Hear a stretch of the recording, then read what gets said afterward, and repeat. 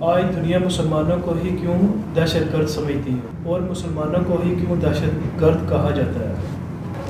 یہ تو ایسے ہے کہ اس سے پہلے کہ مجھے کوئی گالی دے میں اسے پہلے گالی دے دیتا ہوں. وہ پہلے مجھے گالی دے میں اسے پہلے گالی دے دیتا ہوں.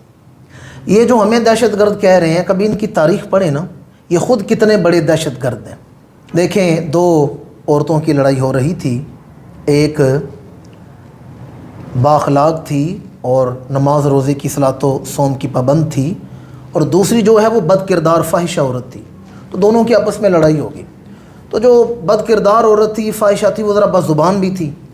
اس نے اس نیک صالح عورت کو کہہ دیا, کنجری تو چپ کر جا. اور نیک عورت خاموشی سے اس کا منہ دیکھ رہی ہے کہ میں اسے کیا کہوں, یہ تو پہلی کنجری ہے. بھائی میں اسے کیا کہوں, یہ تو پہلی کنجری ہے. وہ ہمیں دہشت گرد کہہ رہے ہیں, حالانکہ وہ خود دہشت گرد ہیں. قرآن مجید سورہ بقرہ میں اللہ تعالیٰ فرماتے ہیں, الا انہم ہم المفسدون ولکن لا یشعرون.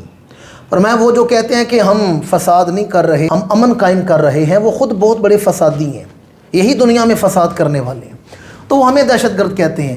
حالانکہ پرتگال کا ایک شہر ہے ایفورا, وہاں ایک جنگجو کا مجسمہ نصب ہے, اور آپ دیکھ سکتے ہیں کہ اس نے ایک ہاتھ میں ایک مسلمان کا سر اٹھا رکھا ہے کاٹ کے, اور دوسرا مسلمان کا سر اس نے پیروں کے نیچے روندا ہو گیا. یہ انسانیت کی بہت بڑی تذلیل ہے.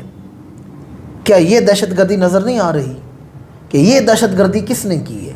یہ بہت بڑی تذلیل ہے انسانیت کی, اور یہ دہشت گردی کو پروموٹ کیا جا رہا ہے. یہ شدت پسندی ہے جو لوگوں کو نظر نہیں آ رہی. اس لیے میں کہتا ہوں کوئی مجھے گالی دے میں اسے پہلی گالی دے دیتا ہوں.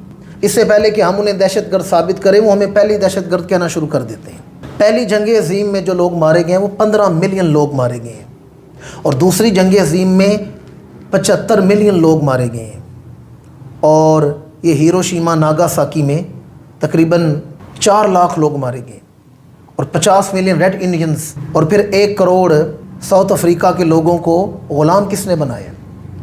اور اگر پھر مسلمان ملکوں کی طرف دیکھیں تو ادلب, حلب, شام, برما, فلسطین, مقبوضہ کشمیر, یہاں مسلمانوں کی نسلوں کو گاجر مولی کی طرح کاٹا گیا.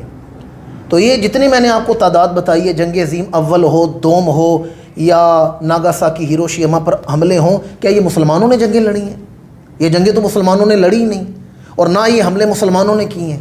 تو جن لوگوں نے یہ حملے کیے ہیں انہیں دہشت گرد کیوں نہیں کہا جاتا؟ لبرلز کو صرف اسلام ہی شدت پسندی والا دین کیوں نظر آتا ہے؟ یہ جتنے تعداد میں, لاکھوں کروڑوں کی تعداد میں انسانوں کو ذبح کیا گیا ہے, یہ مسلمانوں نے نہیں کیا, یہ دوسری قوموں نے کی ہے. آپ ہٹلر کی زندگی اٹھا کر دیکھیں, ہٹلر کی زندگی پر ایک کتاب شائع ہوئی ہے, دا کیمف. آپ دا کیمف کے لفظ گنے نا, ایک ایک لفظ کے برابر ہٹلر کئی آدمیوں کا قاتل تھا. ایک محقق نے تحقیق کی ہے کہ دا کیمف کے جتنے لفظ ہیں, ہر لفظ کے برابر وہ کئی آدمیوں کا قاتل تھا. تو ہٹلر کو مسلمان تو نہیں تھا, وہ تو غیر مسلم تھا. تو کیا وجہ ہے اس تمام دہشت گردی کے باوجود اشارہ اسلام کی طرف کیوں کیا جاتا ہے دہشت گردی کا؟ اس لیے کہ ہمارے پاس کوئی مضبوط آواز نہیں, نہ کوئی لیڈرشپ ہے, نہ کوئی ایسا غیرت مند حکمران ہے جو ان کی آنکھوں میں آنکھیں ڈال کے بات کر سکے. ہمیں تو ملتے ہیں وہ گھسے پٹے سے لوگ جو ایک دوسرے کی ٹانگیں کھینچتے ہیں, اپوزیشن سے حکومت, حکومت سے اپوزیشن, اور آج کل تو چوکیوں میں یہ کچھ نظر آ رہا ہے. کوئی مضبوط آواز, کوئی غیرت مند صالح فطرت حکمران ہمیں نہیں نصیب ہو رہا.